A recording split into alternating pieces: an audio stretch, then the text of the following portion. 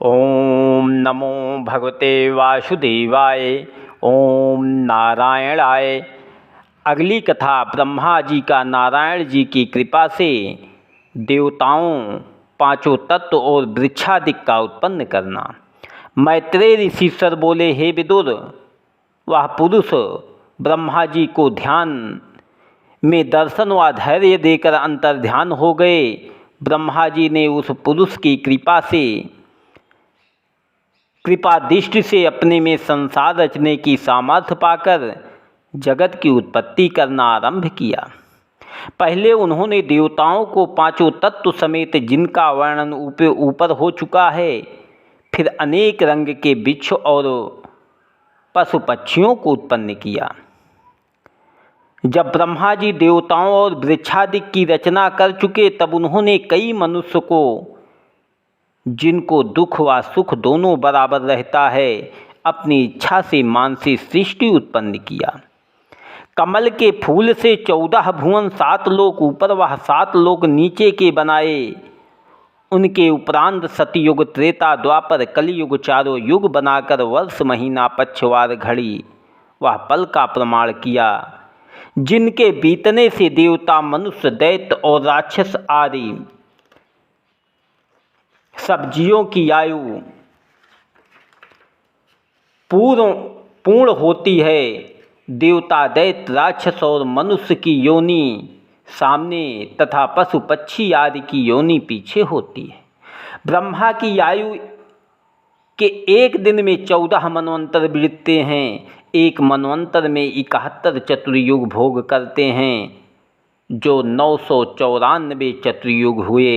यह बीत जावे, तब ब्रह्मा की आयु का एक दिन समझना चाहिए। उसी दिन के प्रमाण से 30 दिन का महीना, 12 महीने का वर्ष और 100 वर्ष की आयु ब्रह्मा की है। रात भी उनकी उसी दिन के बराबर होती है। सो ब्रह्मा जी दिन भर जीवों की उत्पत्ति करते हैं। जब ब्रह्मा का एक दिन बीतकर संध्या होती है, तब जगत का प्रलय होता है और सब संसारी जीव नष्ट हो जाते हैं। जब रात बीतकर सवेरा होता है, तब फिर ब्रह्मा जी सब जीवों को उन्हीं के कर्मानुसार वैसी योनि में उत्पन्न करते हैं। इसी तरह जब 50 वर्ष ब्रह्मा जी की आयु बीत जाती है, तो उसको अर्ध प्रलय कहते हैं। और जब 100 वर्ष ब्रह्मा जी की आयु पूरी होकर उनका तन छूट जाता है, तब महाप्रलय होकर चारों तरफ पानी के सिवाय और कुछ नहीं रहता। एक वही आदि पुरुष अविनाशी अकेले रह जाते हैं। यह हाल एक ब्रह्मांड का कहा गया है। ब्रह्मांड का स्वरूप गूलर के फल के समान समझना चाहिए।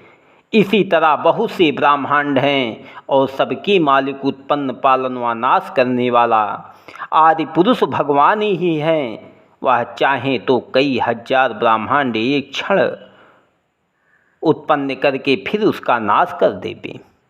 इसका भेद कोई नहीं जान सकता। वही नारायण जी उस समय भी थे जब कोई नहीं था, और जब कुछ ना रहेगा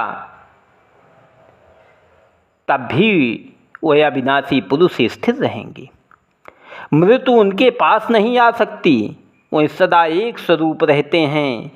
घटने बढ़ने से कुछ प्रयोजन नहीं रखते। जो कुछ इस ब्रह्मांड में देखते हो, सब उन्हीं की रचना है। जो काम उत्तम मध्यम किसी मनुष्य से होता है, सबका हाल वो जानते हैं। इस ब्रह्मांड को गूलर के फल के समान समझना चाहिए। जिस तरह गूलर के फल में छोटे छोटे कीड़े रहते हैं और उस फल के तोड़ने पर उड़ जाते हैं, उसी तरह ब्रह्मांड में सब जीव रहते हुए परमेश्वर के भेद को नहीं जानते। जिनको सत्संग करने से ज्ञान प्राप्त होता है, वह लोग संसारी व्यवहार व शरीर को झूठा समझकर सब जीवों में परमेश्वर का चमत्कार बराबर जानते हैं। वह आदि पुरुष गूलर के वृक्ष के समान हैं। जिस तरह उस वृक्ष में हजारों फल लगे रहते हैं, उसी तरह नारायण जी के रोम रोम में हजारों ब्रह्मांड बंधे रहते हैं। इस कारण सब जीवों में उन्हीं का प्रकाश समझना चाहिए। ब्रह्मा जी का सनक, सनंदन, सनातन, सनत कुमार और रुद्र को उत्पन्न करना।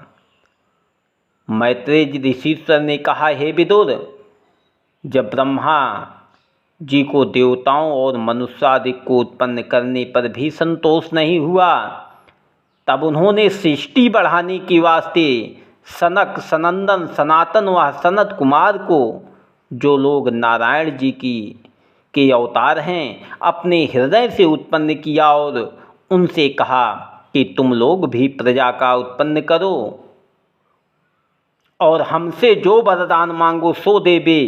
उन्होंने ज्ञान से अपने मन में विचार किया कि जो माता पिता और भाई हरि भजन करने से मना करे उनको अपना मित्र ना समझना चाहिए। ऐसा विचार कर सनत कुमार आदि चारों भाइयों ने ब्रह्मा जी से कहा कि हम लोग यही वरदान मांगते हैं कि सदा हमारी अवस्था पाँच वर्ष की बनी रहे, हमारा मन काम क्रोध मोह लोभ में ना फंसकर इंद्रियों के बस ना हो गए, हम लोग अपने मन और इंद्रियों पर प्रबल रहें, युवा व वृद्धावस्था हम पर ना व्यापे, क्योंकि 5 वर्ष की अवस्था में इंद्रियां अपना प्रभाव नहीं कर सकती।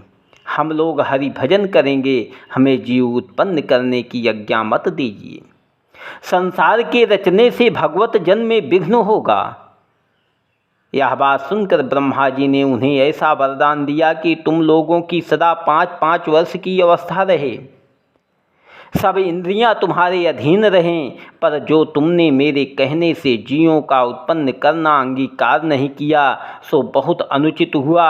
ऐसा कहकर जब ब्रह्मा जी ने अपने पुत्रों पर आज्ञा न मानने से क्रोध किया, तब उनकी दोनों भौहें से एक पुरुष श्याम व ललित रंग का उत्पन्न होकर रोने लगा। उसको देखते ही ब्रह्मा जी ने पूछा, तू क्यों रोता है? तब उसने उत्तर दिया, मैं चाहता हूँ कि मेरा नाम धरकर मुझे कोई काम बतलाओ। ब्रह्मा जी ने कहा, तूने उत्पन्न होते समय रुदन किया, इसलिए मैंने तेरा नाम रुद्र रखा। तू जीवों की उत्पत्ति कर, सब देवताओं में श्रेष्ठ होकर रहे। संसार में शिव शंकर, भोलानाथ, महादेव आदि तेरे अनेक नाम प्रसिद्ध होंगे। रुद्र ने ब्रह्मा जी की आज्ञा से राक्षस, भूत, पिशाच आदि जिनके स्वभाव में काम, क्रोध, लोभ व अहंकार भरा था, अपनी इच्छा से उत्पन्न किया, किंतु उन लोगों से ब्रह्मा जी को संतोष नहीं हुआ। उन्होंने रुद्र से कहा, हे रुद्र, तेरी उत्पत्ति क्रोध से हुई है। जब तक तेरे अंतःकरण में सतोगुण नहीं आवेगा, तब तक तुम्हारे उत्पन्न किए हुए जीव अधर्मी होंगे। इसलिए तुम पहले जाकर परमेश्वर का तप करो। जब तुम्हारे स्वभाव में तमोगुण छोड़कर सतोगुण का प्रवेश हो, तब सतोगुण से जीवों की उत्पत्ति करना। तप करने से तुम्हें परमेश्वर का दर्शन मिलेगा। यह बात सुनते ही रुद्र जीवों की उत्पत्ति करना बंद करके तप करने को चले गए। ब्रह्मा जी का नारद, वशिष्ठ, अंगिरा आदि ऋषीश्वर, राजा स्वयंभू, मनु और शतरूपा को उत्पन्न करना। मैत्रेय ऋषीश्वर बोले, हे विदुर, ब्रह्मा जी ने उनके उपरांत नारद, वशिष्ठ, अंगिरा आदि कई ऋषीश्वर को उत्पन्न, जिनका वर्णन आगे किया जाएगा, उत्पन्न करके सरस्वती नाम की एक कन्या अपने वचन से उत्पन्न किया। वह लड़की अति सुंदरी, उत्तम भूषण वस्त्र धारण किए प्रकट हुई। उसका रूप देखते ही ब्रह्मा ने परमेश्वर की माया से मोहित होकर उसके साथ भोग करना चाहा।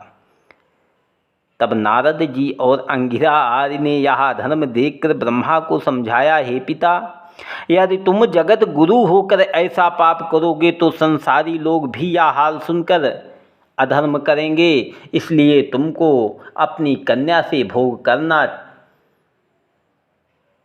भोग ना करना चाहिए। जब ब्रह्मा जी को अपने पुत्रों के समझाने से ज्ञान हुआ, तब उन्होंने उसी समय लज्जित होकर अपना वह शरीर छोड़कर दूसरा तन धारण किया ब्रह्मा की लोथ एक अंधियारा सा उठा। वही अंधियारा संसार में कुहिरा नाम से प्रसिद्ध हुआ, जो प्रातः काल दिखलाई देता है। फिर ब्रह्मा ने 4 मुख से 4 वेद उत्पन्न किया और वास्तु विद्या, वैदिक शास्त्र, यज्ञ व दान विधान व संगीत शास्त्र, 4 तरह की विद्याएं, 4 आश्रम प्रकट किए।